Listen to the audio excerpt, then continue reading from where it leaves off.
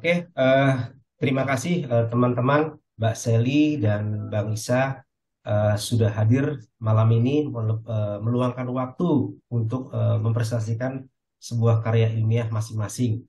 Dalam hal ini, kami akan mempresentasikan karya ilmiah peranan hukum dalam pembangunan. Kita dari kelompok 8, pertama kali untuk memperkenalkan diri, saya sendiri dengan Alam, kemudian Saya, Sally. Saya dengan Isa Sari Areva. kami dari kelompok 8. Judul karya ilmiah atau yang akan kami presentasikan, yang pertama yaitu saya sendiri mengenai perlindungan hukum terhadap pekerja dengan status PKWT atau perjanjian kerja waktu tertentu pada PT ALT Energy Resource berdasarkan Undang-Undang Nomor 11 Tahun 2020 tentang Cipta Kerja. Kemudian Dan saya berjudul Perlindungan Konsumen atas kasus cybercrime dalam bisnis e-commerce. Oke, dan saya sendiri yaitu konsekuensi hukum dalam mengakhiri hubungan kerja secara sepihak oleh pengusaha.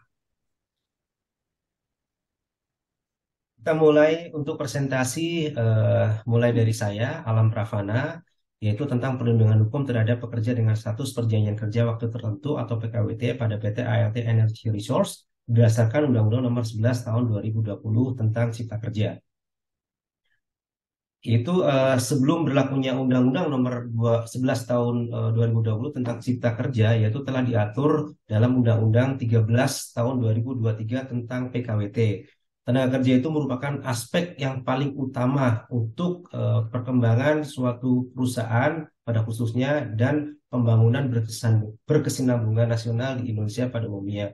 Apalagi bagi investor bahwa yang ingin menginvestasikan investasinya di Indonesia itu perlu adanya perlindungan hukum demi keamanan, yaitu semakin baik kondisi hukum atau undang-undang semakin dianggap kondusif iklim investasi di sebuah negara. Dasar hukum PKWT sendiri ada 4 sebagai payung hukumnya, yaitu Undang-Undang Nomor 13 Tahun 2003 tentang Ketenagakerjaan, yang kedua Kemenaker Trans Nomor 100 Tahun 2004, kemudian yang terbaru Undang-Undang Cipta Kerja Nomor 11 Tahun 2020 dan peraturan pelaksanaannya PP Nomor 35 Tahun 2021. Perjanjian kerja sendiri itu harus adanya suatu hubungan kerja, yaitu pekerjaan, upah, dan perintah.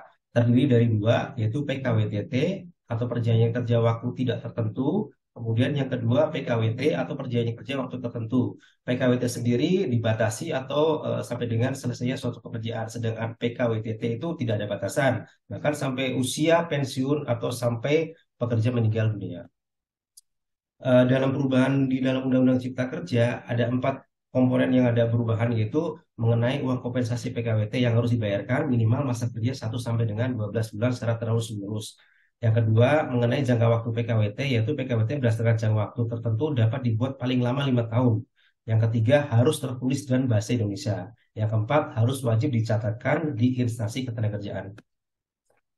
Dalam perekonomian sebuah negara itu tenaga kerja memegang peran yang sangat penting. Artinya kesejahteraan dan tingkat ekonomi dari sebuah negara bisa dilihat dari faktor tenaga kerjanya. Salah satu tujuan dalam pembangunan ekonomi adalah penyediaan lapangan kerja. Itu untuk mengejar pertumbuhan angkatan kerja yang lebih cepat daripada kesempatan kerja. Tenaga kerja itu perlunya adanya perlindungan hukum sebagaimana yang sudah diatur dalam pasal 28D ayat 2 Undang-Undang 45, yaitu bahwa melindungi perlindungan itu bertujuan melindungi pihak yang lemah yaitu tenaga kerja. Tugas pokok hukum ketenagakerjaan itu adalah pelaksanaan keadilan sosial dalam bidang ketenagakerjaan. Sebagaimana yang dikatakan oleh Organski, bahwa bangsa yang baru merdeka akan melaksanakan pembangunan melalui 3 tahap, yaitu yang pertama unifikasi, industrialisasi, dan kesejahteraan sosial. Pada fase industrialisasi ini, tugas negara sangat penting untuk melindungi tenaga kerjanya. Artinya harus dapat memberikan kenyamanan bagi tenaga kerja untuk demi kesejahteraan sosial. Hasil temuan dalam karya ilmiah bahwa PKWT di ALT Energy Resource dilakukan lebih dari 5 tahun, dilakukan secara terus-menerus. Uang kompensasi PKWT tidak dibayarkan dan tidak diatur dalam PKWT. Kepastian hukum untuk diangkat menjadi karyawan tetap itu tidak ada. apalagi alasannya tidak logis, tidak memberikan uang kompensasi. Semuanya itu kembali kepada hukum, yaitu perlu adanya sebuah perlindungan, serta adanya peran instansi dari ketenagakerjaan. Kalau tidak dilaksanakan, maka sanksilah yang akan berbicara. Sehingga perlu adanya perbaikan demi mencapai kesejahteraan dari pekerja. Bahwa kesimpulannya, pekerja dengan status PKWT selama 5 tahun itu harus diangkat menjadi karyawan permanen, karena itu sudah diamanatkan di dalam Undang-Undang Cipta Kerja nomor 11 tahun 2020. Yang terakhir, bahwa pengusaha diwajibkan memberikan uang kompensasi kepada pekerja PKWT yang memiliki masa kerja paling sedikit 1 bulan secara terus-menerus.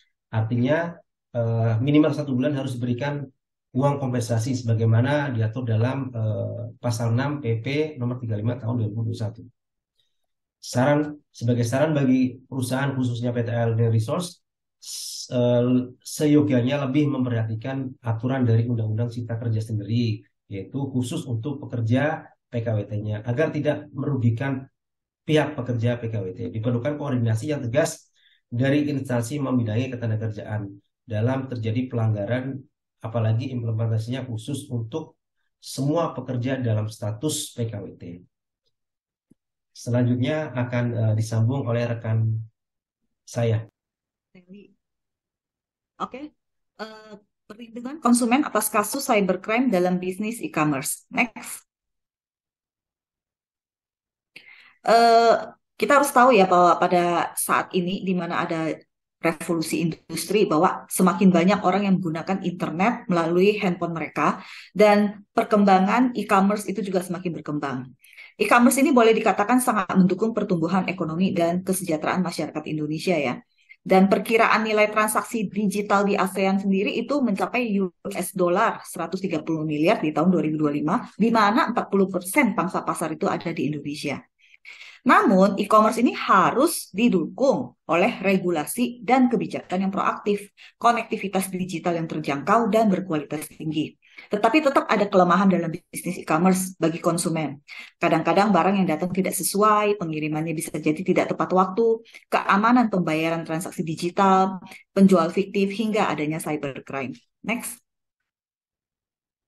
Untuk kerangka teoritis, di sini saya akan membahas mengenai yang Lawrence Friedman dan juga yang Neihart. Neihart itu menyebutkan bahwa ada 5 elemen yang harus dikembangkan dalam mendukung pertumbuhan ekonomi, yaitu predictability, fairness, education, dan the special development abilities of the lawyer. Predictability di sini adalah bahwa kebutuhan untuk dapat memprediksi regulasi yang berkaitan dengan perekonomian suatu negara. Hukum harus mampu menciptakan kepastian. Dengan jaminan adanya kepastian hukum, maka para investor dapat memperkirakan konsekuensi dari keputusan investasi yang akan diambilnya dan menentukan bagaimana pihak lain akan bersikap. Stabilitas itu berguna untuk membantu dalam hal pertimbangan dan menghindari persaingan kepentingan. Peran peraturan perundang-undangan itu dalam memberdayakan negara pada hakikatnya adalah menjaga keseimbangan di antara banyak kepentingan individu, kelompok maupun kepentingan masyarakat untuk mencapai tujuan. Keadilan di sini adalah hukum harus menciptakan keadilan bagi masyarakat dan mencegah terjadinya perilaku yang tidak adil dan bersifat membeda-bedakan antara pihak yang satu dengan yang lainnya. Struktur hukum dalam bentuk lembaga peradilan yang handal itu sangat menentukan dalam penanganan perkara sengketa niaga yang dihadapi oleh para pelaku ekonomi. Pendidikan dan pengembangan dari kemampuan advokat juga memegang penting dalam peranan pembangunan ekonomi. Next.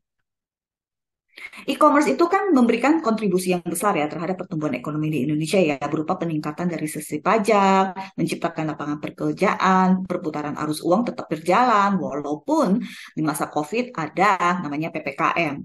Namun peningkatan bisnis e-commerce ini berkaitan dengan kepercayaan masyarakat. Konsumen harus memahami syarat dan ketentuan dalam belanja online supaya bisa menghindari adanya terjadinya cybercrime. Dan konsumen dan pelaku juga harus memahami hak dan kewajiban mereka masing-masing. Nah, di sini pemerintah Indonesia ada membuat suatu regulasi yaitu Undang-Undang Nomor 8 tahun 1999 tentang perlindungan konsumen sebagai salah satu upaya untuk menjamin adanya kepastian hukum kepada konsumen. Jika sampai terjadi sengketa, maka penyelesaian sengketa bisa dilakukan melalui BPSK, litigasi, non-litigasi, maupun arbitrase. Next. Simpulannya adalah bahwa konsumen itu harus diedukasi akan hak dan kewajibannya dan memiliki pemahaman akan Undang-Undang Perlindungan Konsumen. Namun, penyedia platform marketplace juga harus selalu mengingatkan pentingnya pelaku usaha dan pengguna dalam memahami syarat dan ketentuan yang berlaku untuk menghindari celah terjadinya cybercrime. Dan konsumen harus berani dalam melindungi dirinya sendiri dengan cara mendapatkan informasi yang jelas akan barang dan jasa yang hendak dibelinya dan berani mengajukan keluhan jika tidak menerima haknya. Oke? Dilanjutkan oleh Bang Isa. Baik, makasih Sally dan Mas Alan ya. Saya akan melanjutkan dengan mempresentasikan karya ilmiah saya dengan judul Konsekuensi Hukum dalam Mengakhiri Hubungan Kerja secara Sepihak oleh Pengusaha. Nah, di sini nanti saya akan mengupas tentang PHK sepihak yang dilakukan oleh sebuah perusahaan yang telah ada putusan dari Majelis Hakim, yaitu dengan nomor putusan 100/PDT sus PHI 2019/PN Jakarta Pusat. Lanjut, Mas. Oke, setiap orang memiliki berbagai macam cara dalam memenuhi kebutuhan hidupnya, dan hal ini bergantung kepada kemampuan masing-masing orang. Nah, Undang-Undang Dasar tahun 1945 mengatur tentang perlindungan hak buruh atau pekerja, spesifik dalam pasal 27 ayat 2, yaitu menjamin hak dasar sebagai warga negara atas hidup layak.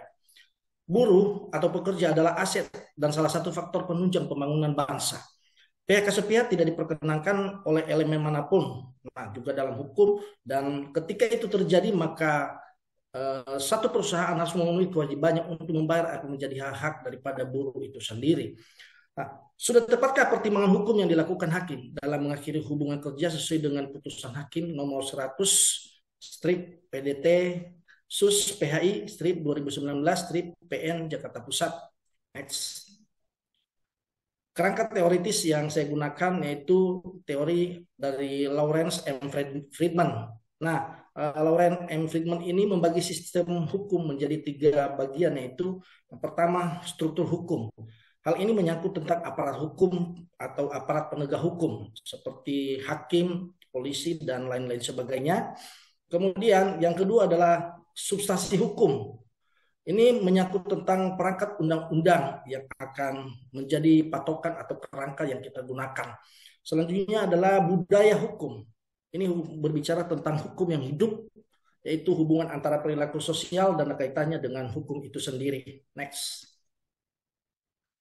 Hasil temuan dan pembahasan bahwa tenaga kerja merupakan salah satu faktor produksi yang turut menentukan maju mundurnya suatu perusahaan maupun pembangunan yang sedang dilaksanakan di suatu negara. Tentunya dalam hal ini perlu kita tahu bahwa buruh atau pekerja itu harus tetap dipelihara karena mereka adalah benar-benar aset.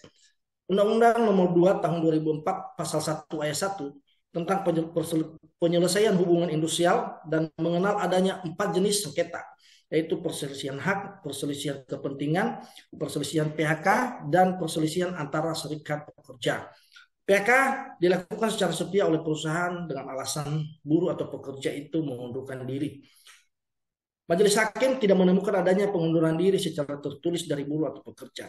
Juga tidak ditemukannya mangkir di tempat kerja selama 5 hari berturut-turut dan belum ada pemanggilan secara tertulis minimal 2 kali dari perusahaan untuk ditujukan kepada buruh atau pekerja. Majelis Hakim memutuskan untuk menghukum pengusaha dengan putusan nomor 100/PDT sus PHI 2019/PN Jakarta Pusat dengan membayar pesangon 2 kali ketentuan pasal 156 ayat 2, kemudian uang penghargaan masa kerja 1 kali ketentuan pasal 156 ayat 3, dan uang penggantian hak sesuai dengan undang-undang yang berlaku. Nah, dasar hukum yang digunakan dalam kasus ini adalah Undang-Undang Nomor 13 Tahun 2003 tentang Ketenagaan Kerjaan. Lanjut. Ya, kesimpulan, Majelis Hakim dalam mengambil satu putusan dalam persengketaan ini dianggap sangat relevan sekali. karena hakim tidak menemukan adanya pengunduran diri secara sukarela dari buruh pekerja seperti yang dituduhkan dari perusahaan yang memenuhi syarat sehubungan dengan Undang-Undang Nomor 13 Tahun 2003 tentang Ketenagaan Kerjaan dalam pasal 168 ayat 1 dan pasal 162 ayat 3. Dalam kasus PHK harus dipenuhi oleh kedua belah pihak, yaitu pekerja dan pengusaha, agar disetujui dengan tidak mencederai rasa keadilan itu sendiri.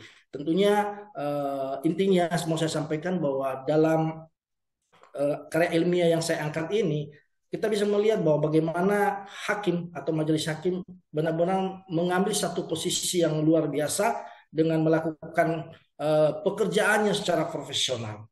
Demikian yang saya sampaikan dalam karya ilmiah ini dan saya kembalikan kepada Mas Alam untuk kita diskusi. Terima kasih. Terima kasih, Bang Isa. Ya, terima kasih Bang Isa untuk Siap, presentasi karya ilmiahnya. Ini saya jadi ingin banyak tahu nih Bang Isa. Karena kan siap. kebetulan kan karya ilmiah kita kan materinya sama itu mengenai undang-undang ketenagakerjaan. Tapi ada perbedaan antara yang Mbak Isa sampaikan dengan yang saya sampaikan. Artinya itu memang harus ada korelasi atau jembatan nih. Dalam Siap. undang-undang nomor Undang-Undang Cipta Kerja yang terbaru itu kan memang di situ kan diatur mengenai sanksi ya Bang ya. Artinya sanksinya yang berbeda dengan Undang-Undang Ketenagakerjaan nomor 13 tahun 2003 itu. Itu Ya, dalam kasus PHK itu bagaimana Bang sanksi-sanksi yang dapat diberikan terhadap perlindungan ketenagakerjaannya sendiri Bang kalau misalnya tidak dilaksanakan oleh pengusaha? oke. Makasih Mas Alam ya. Saya akan mencoba memberikan sedikit jawaban atau pemahaman ya sesuai dengan versinya saya dan juga tentunya tidak lari dari patokan undang-undang yang saat ini kita sama-sama pelajari. Nah, kalau dalam kasus yang barusan saya angkat sebagai karya ilmiah saya, yaitu terjadi di tahun 2018-2019. Tentunya pada saat itu undang-undang yang menjadi patokan adalah Undang-Undang Nomor 13 Tahun 2003. Nah, tentunya karena itu menjadi patokannya, maka sesuai tadi yang sudah saya sampaikan bahwa karena majelis hakim tidak menemukan yang namanya pengunduran diri secara sukarela daripada buruh seperti yang dituduhkan oleh pengusaha lah atau perusahaan, maka hakim cukup bijak dalam hal ini menurut saya. Kenapa? Dia melakukan satu tugasnya dengan profesional bahwa karena tidak ditemukannya kesalahan atau sesuai dengan tuduhan dari perusahaan itu sendiri, maka pengusaha ini harus benar-benar kena sanksi. Tentunya adalah sesuai dengan undang-undang yang berlaku, yaitu Undang-Undang Nomor 13 Tahun 2003 tentang Ketenagakerjaan. Nah, karena hal itu, maka dia harus membayar pesangon, kemudian dia harus membayar uang penghargaan dan apa yang menjadi hak-hak daripada karyawan itu sendiri gitu. Jadi kalau kita merujuk atau berbicara tentang undang-undang yang baru ini, yaitu tentang Undang-Undang Cipta Kerja tentunya ya Mas ya. Nah, ini Undang-Undang Kerja ini kan lebih spesifiknya lagi terdapat di dalamnya PP nomor 35 tahun 2021. Kalau saya lihat dan kita perhatikan bersama, kalau untuk masalah pembayaran pesangon, kalau kita berpatokan kepada Undang-Undang Cipta Kerja, maka jauh sekali bedanya dengan Undang-Undang Ketenagakerjaan. Kenapa saya sampaikan begitu? Kita lihat saja, ketika orang sudah memasuki usia pensiun saja, yang seharusnya kan itu dua kali dua kali PNTK ya harus dibayar oleh perusahaan sesuai dengan Undang-Undang Ketenagakerjaan. Tetapi di dalam Undang-Undang Cipta Kerja itu turun menjadi hanya 1,75. Nah, Ya, tapi gini Bang, sorry Bang, aku potong Bang. Artinya gini ya, Bang, bahwa memang kan dari kita kan di tahun 2022 ini, artinya setelah masa COVID itu, iklim investasi di Indonesia kan booming ya. Artinya kita perlu adanya penyegaran lah, penyegaran refreshing dari setiap perekonomian pasca pandemi ini, sehingga keluarlah Undang-Undang Cipta Kerja itu, yang mana bahwa negara kita itu ingin ingin ingin memulihkan perekonomian di ya, di negara ini. Artinya bahwa terbentuknya Undang-Undang Cipta Kerja ini diharapkan bahwa investasi di Indonesia, para investor yang datang itu nyaman.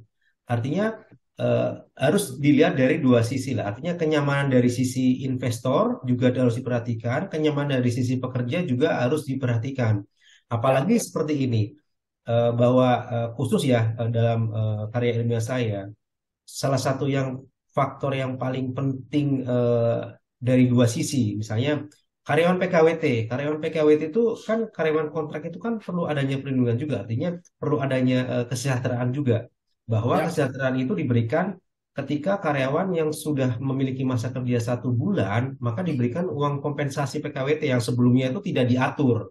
ya. Tapi akan tetapi dari sisi pemberian pesangon, penghargaan masa kerja, penggantian hak itu dikurang-kurangin. Jadi artinya ada dua sisi lah plus minus dari sisi ketenagakerjaan. Apalagi gini, apalagi ya kayak misalnya tadi saya lihat juga Mbak Seli, misalnya gini, eh, Mbak Seli kan bahas masalah e-commerce ya. E-commerce sendiri kan ini kan apalagi kemarin masa COVID segala macam itu kira-kira prospek kedepannya seperti apa yang naik naik turun kayak pasang surut air laut seperti itu Mbak Seli. Ya, kalau dilihat sepanjang semester 1 dari 2022 aja, transaksi e-commerce itu meningkat sebesar 22,1% dari tahun sebelumnya dan mencapai nilai 227 triliun. Jadi secara volume transaksi e-commerce itu juga naik hampir 40% dari tahun sebelumnya. Karena adanya COVID ini, sehingga adanya PPKM dan pengetatan ruang gerak mengakibatkan bahwa orang ini hanya dengan handphone sudah bisa belanja gitu loh. Hanya Enak dengan ya sekarang ya. ngeklik barangnya nyampe. Bayar juga udah nggak usah ke bank dan kurir juga bisa nganterin kan sampai depan rumah. Jadi Tinggal tidur ya. mempermudah Tinggal ini. tidur Ha. tahu-tahu sudah datang barangnya. Enak Iya, sekali ya, enak sekali hidup ini ya. iya, betul. Tapi Badannya gimana nggak misalnya kemana-mana. misalnya gini, misalnya apa Tuh. namanya? Katakanlah misalnya kan banyak sekali ya misalnya toko-toko e-commerce atau misalnya toko warna. Mm-mm. Kan kita tahu bahwa ada toko warna hijau, orange sama yang merah ya. Iya, Nah, betul. misalnya orang belanja nih, belanja online, itu kan pasti kan butuh kepastian dan perlindungan hukumnya seperti apa. Artinya ketika ketipu gimana itu? Artinya barang tidak sampai tapi uang sudah dibayarkan. Di dalam marketplace itu kan ada lebih terlindungi ya karena mereka udah punya syarat dan ketentuan mereka sendiri. Jadi kalau memang misalnya barang yang kita terima tidak sesuai ya jangan klik pesanan diterima, secepatnya juga mengajukan komplain sehingga uangnya kan tidak langsung ditransfer ke pelaku usahanya, masih tetap di hold oleh pihak ketiga yaitu marketplace tersebut. Cuma memang kepercayaan ini kan berhubungan erat ya dengan peningkatan bisnis e-commerce ya. Kalau banyak yang nggak percaya, otomatis tidak berani kan belanja di e-commerce kan. Makanya Indonesia itu ada namanya Undang-Undang Perlindungan Konsumen. Gimana Bang Isa, tertarik nggak untuk belanja di e-commerce? Wah, saya sih terus terang kalau untuk situasi yang ada sekarang ini mengenai katakanlah ini kan kita kan berbicara tentang dunia digital sekarang yang bisa dikatakan serba instan. Tadi Sally sudah menyampaikan bahwa kita saat ini anggap aja kita sedang diskusi tentang karya ilmiah kita. Tetapi ketika kita membutuhkan sesuatu, contohnya, wah saya haus, saya ingin ngopi ini, kita tinggal ambil handphone, klik, duduk di tempat, enak banget diantar langsung kan. Nah, pembayarannya juga kita tidak perlu harus ada uang cash. Nah, itu menurut saya hal-hal positif lah. Namun gini, kadang-kadang kalau kita berbicara tentang e-commerce ini ya, kemudian eh, suatu saat katakanlah seperti itu kan. Ini dunia ini kan kita nggak tahu. Dia itu seperti roda pedati lah ya. Itu bergulir terus. Nah, eh, kan ada yang namanya itu, ini kan kita ini menggunakan server. Nah, dalam server ini pasti ada otaknya lah, ada yang membuatnya gitu loh. Katakan seperti itu. Nah, tiba-tiba orang yang membuat ini melihat situasi dunia ini majunya luar biasa. Katakanlah dia mulai mulai sombong dalam dirinya kan. Dia ngelihat semua kita sudah tidak lagi berbicara tentang hal-hal seperti yang sudah lalu-lalu, tetapi kita menggunakan dunia digital ini sebagai fasilitas kita. Tiba-tiba dia menekan salah satu tombol saja. Nah ini nih nasib kita bagaimana kalau kita hanya selalu di sini gitu loh. Nah ini saya pribadi sih Iya. berpikiran seperti itu gitu loh. Ini gimana nantinya ini? Apakah ada solusi yang lain nggak? Jangan-jangan Ah, kita hanya sebatas terlena aja ini. Gimana Mas Alam atau Sally ini? jadi gini Coba-coba. Bang, artinya kalau saya melihat itu dari sisi ininya ya, artinya sisi ketenagakerjaannya. Artinya Hmm, bahwa solusi-solusi dari industri e-commerce itu kan pasti berkaitan dengan aspek tenaga kerja kan. siap. Pengusaha dan tenaga kerja pasti ada hubungan kerja saling mutualisme lah, simbiosis mutualisme. Cuman yang jadi permasalahan bahwa sekarang itu e-commerce itu kita sebutkan misalnya unicorn lah, salah satu unicorn di Indonesia itu status karyawannya itu karyawan itu rata-rata itu statusnya PKWT, artinya eh, pekerja waktu tidak tertentu, perjanjian kerja waktu tertentu, artinya dibatasi dengan waktu. Istilahnya orang awam menyebutkannya kontrak ya. Makanya di sini bahwa terjadinya lonjakan karyawan dari yang pelamar-pelamar di industri e-commerce itu pasti diimbangi dengan adanya pendapatan-pendapatan yang kayak misalnya pendapatan dari pajaknya sendiri, kemudian bisnis e-commerce berkembang karena adanya pendapatan pajak bagi negara, khususnya pertumbuhan ekonominya.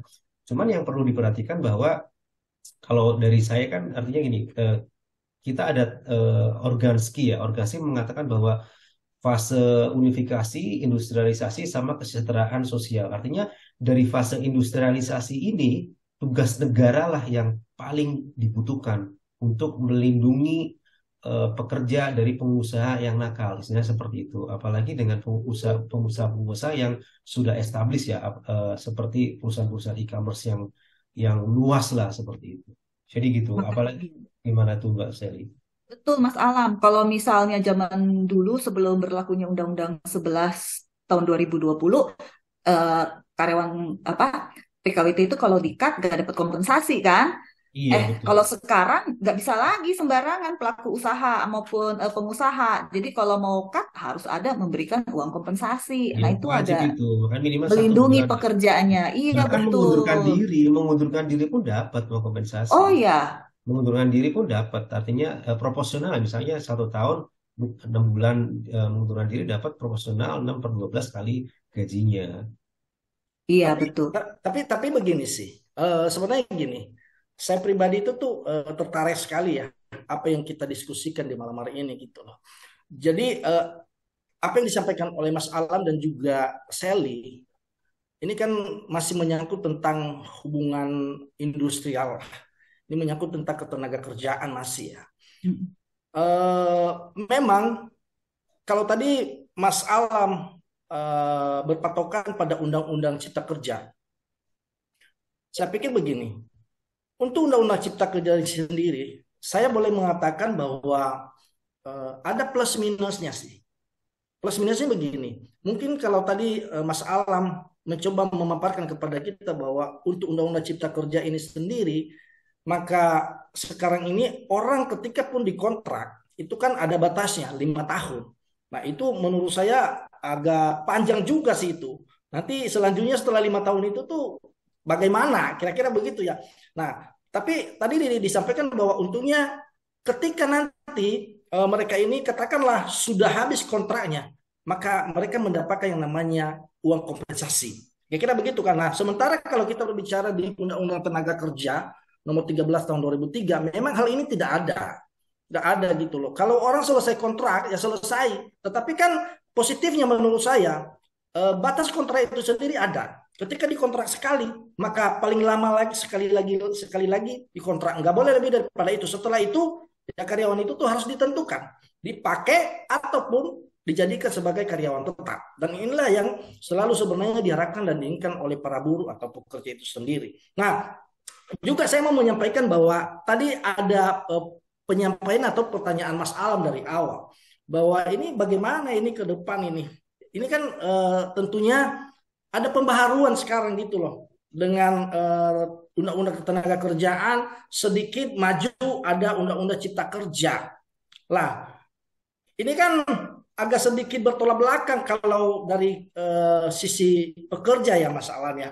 Iya Bang, jadi emang ya ya Nah, bertolak belakangnya itu yang perlu kita satukan. Artinya nah, saling jadi mengisi lah, saling mengisi. Karena kan Siap, kita siap. tujuan utama kan gini Bang, ya artinya kita bisa ambil kesimpulan bahwa memang dari sisi pengusaha dan dari sisi pekerja itu memang harus harus ada kepastian hukum lah. Dari sisi pengusaha juga pengen adanya income, artinya pendapatan yang baik untuk memperoleh keuangan. Dari sisi pekerja juga memang harus dilindungi hak-haknya. Tidak boleh pengusaha semena-mena. Artinya semua ini kan korelasinya demi mencapainya pertumbuhan ekonomi yang sangat baik dalam masa-masa yang sekarang ini seperti itu.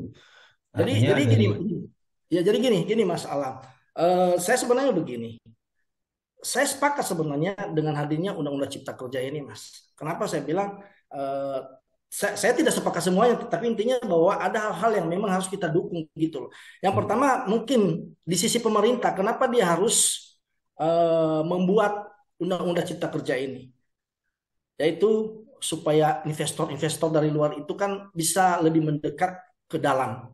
Nah, sehingga dengan banyaknya investor yang masuk kan karena mereka sudah tidak terlalu takut dengan masalah penggajian yang besar sekali dan aturan-aturan yang luar biasa kan. Patron, iya. Sehingga investor itu tuh tidak segan-segan untuk menanam sahamnya lah di negara ini. Nah, tentunya kan itu kan sangat mendukung dan membangun buah negara. Mungkin itu salah satu pertimbangan dari sisi pemerintah. Tetapi yang mau saya sampaikan juga di sini untuk para buruh khususnya ya, dengan hadirnya Undang-Undang Cipta Kerja ini, kalau dibandingkan dengan Undang-Undang Ketenagakerjaan yang tadinya itu, kalau di Undang-Undang Cipta Kerja, jangan salah loh, ketika pengusaha atau katakan perusahaan dalam hal ini tidak memenuhi kewajibannya ketika ada yang namanya persengketaan, katakanlah ada keputusan majelis hakim melalui PHI-nya atau di pengadilan hubungan industrial untuk membayar hak-hak karyawan yang sudah di PHK yaitu tentang pesangon. Nah, ketika pengusaha tidak melakukan itu, maka ada pidananya, Mas. Undang-Undang Cipta ini luar biasa sekali ini. Ini di pasal 185 kita bisa lihat nanti. Dan saya pikir hadirnya undang-undang ini tidak terlalu menakutkan juga buat pengusaha, walaupun agak sedikit getar-getir ya. Tapi saya pikir bahwa pemerintah bijaksana dalam hal ini. Diadakan pasal ini untuk menyeimbangkan semuanya. iya Itu sih setuju Mas Bang. yang membuat saya Iya. tertarik. Iya sih, Ya, saya sih setuju itu Bang. Artinya memang seperti itu. Oke, berarti eh, kita sepakat ya, artinya bahwa bahwa lahirnya Undang-Undang Cipta Kerja sebagai dasar bahwa ingin membentuk suatu perekonomian suatu bangsa agar lebih kondusif dan lebih baik. siap, Dan siap. juga Investor. dengan pertumbuhan-pertumbuhan ekonomi ini lahirlah sebuah perusahaan-perusahaan baru yang bergerak dalam Betul, bidang unicorn atau e-commerce ya Mbak Seli ya. betul. Ya. Seperti itu. Kalau dari Mbak Seli sendiri kira-kira seperti apa nih? Maksudnya aspek-aspek apa yang kira-kira e-commerce ini sangat mendukung dari sisi keekonomian dan pembangunan suatu bangsa? Kalau untuk di Indonesia saat ini, UMKM itu menyumbang sekitar 65% dari produk PDB-nya Indonesia. Dan UMKM ini lagi didorong oleh pemerintah untuk masuk ke marketplace di e-commerce ini kan. Sehingga mereka bisa mempunyai jalur logistik yang lebih kuat dalam memasarkan produknya. Ini kan bisa membantu memasarkan produknya. Dan UMKM ini termasuk yang banyak menyerap tenaga kerja kan. Sehingga diharapkan juga menciptakan lapangan pekerjaan dan bisa juga menciptakan kesejahteraan bagi para pekerjanya gitu loh. Dan dengan adanya Undang-Undang Cipta Kerja sendiri, kita harapkan bahwa bisa menarik investor dan juga bisa melindungi tenaga kerja sehingga mencapai keuntungan bagi perusahaan dan juga mencapai kesejahteraan bagi pekerjanya. Ya, mungkin Oke, mungkin saya tambahin mungkin iya, lahirnya Undang-Undang Cipta Kerja ini memang bagi investor di suatu negara berinvestasi itu memberikan kemudahan lah. Intinya itu, memberikan kemudahan untuk berinvestasi dan perlindungan-perlindungan yang sangat baik untuk berinvestasi. Seperti itu. oke. Dan karena waktu yang tidak banyak, bagaimana? Apakah kita bisa mengakhiri untuk diskusi ini? Ya sebenarnya memang seru nih kalau misalnya dilanjutkan ya bagi saya. Tapi kita sudah ambil kesimpulan bahwa memang yang tadi kami sampaikan artinya bahwa Bang Isa sudah menyampaikan Siap. kesimpulan dari undang-undang yang lama seperti apa, Undang-Undang 13 nomor 13 tahun 2003 dengan Undang-Undang Cipta Kerja nomor 11 tahun 2020 dan peraturan pelaksanaannya nomor 35 tahun 2021 memberikan kontribusi yang sangat baik untuk perekonomian di suatu bangsa, khususnya di Indonesia. Juga lahirnya perusahaan-perusahaan baru, artinya unicorn dan e-commerce yang membuka lapangan kerja sehingga memberikan kesempatan kerja bagi tenaga-tenaga kerja untuk dapat eh, bekerja lebih baik dan terlindungi untuk mencapai kesejahteraan.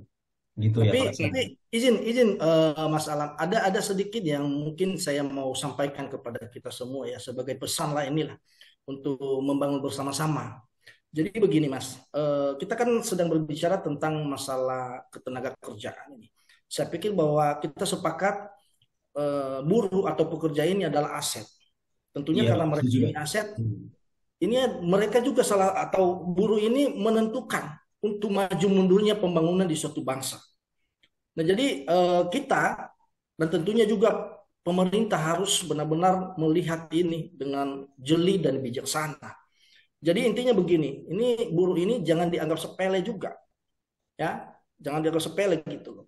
Sebenarnya terjadinya suatu permasalahan antara perusahaan dengan para pekerja ini sebenarnya karena tidak ada saling keterbukaan sebenarnya gitu. Padahal kan suatu perusahaan itu tidak mungkin bisa berkembang, tidak mungkin bisa maju tanpa ada karyawan-karyawan yang handal, yang mau bekerja di sana. Ya kan? Nah, kemudian juga karyawan juga tidak bisa berbuat apa-apa ketika pengusaha ini tidak membuka pekerjaan atau lapangan kerja gitu. Nah, dalam hal ketika terjadi perselisihan-perselisihan ini tentunya kan ada pihak ketiga dalam hal ini ya kita berbicara tentang undang-undang yaitu tentang para pemangku kekuasaan lah atau para penegak hukum dalam hal ini gitu. Jadi saya mau menyampaikan kepada kita dan juga kepada pemerintah lah atau kepada semua pihak yang memegang Peranan pemangku penting. hukum dalam hal ini bahwa marilah bijaksana supaya bangsa ini lebih maju, maka semua yang memiliki jabatan ataupun yang bisa memutus dalam hal ini, termasuk polisi, hakim, atau siapapun itu, laksanakanlah profesinya sesuai dengan sumpah jabatannya. Lakukanlah pekerjaannya dengan profesional. Setuju Ini, Bang. ini, ini sih pesan-pesan menurut saya gitu loh. Sehingga ya ketika ini berjalan, maka apa yang kita harapkan itu tentang keadilan, maka yakinlah keadilan itu ada dan nyata. Siap. Makasih Mas Aldi. Iya, sama-sama Oke. Bang Isa. Ya, kemudian kami Oke. serahkan ke Mbak Sel ini. Ya. Oke, Silakan terima Mbak kasih Sel. atas diskusi yang sangat menarik ini ya. Ingin saya sampaikan bahwa hasil karya ilmiah dan video presentasi ini semua tidak akan terjadi ya tanpa adanya bimbingan dari dosen kami yaitu Ibu Natasha Yunita yang mengajar mata kuliah peranan hukum dalam pembangunan di Universitas Trisakti. Jadi kami ingin mengucapkan terima kasih atas ilmu yang telah diberikan selama semester ini dan ingin minta maaf jika ada kata maupun perilaku yang kurang menyenangkan. Dan semoga ketidaksempurnaan video ini bisa dimaklumi dan bisa menginspirasi teman-teman lain yang menonton video ini. Dan untuk Bu Natasha akan kami berikan sebuah hadiah yaitu sebuah pantun. Lanjut. Menggoreng ikan dicampur bakmi, digoreng terpisah jangan sekaligus. Cukup sekian persentase kami. Semoga mendapatkan nilai yang bagus. Terima kasih. Cakep. Cakep. Terima kasih. Makasih, Terima kasih makasih. Mbak Seli, Bang Isa untuk waktunya malam ini. Mudah-mudahan setelah ini bisa istirahat ya. Siap. Khususnya Bang Isa nih yang lagi sakit, mudah-mudahan istirahat dan cepat sembuh. Salam sehat Terima kasih, selalu. sehat selalu, Terima salam sehat selalu. kasih. Terima Makasih, Mas. kasih. Ya.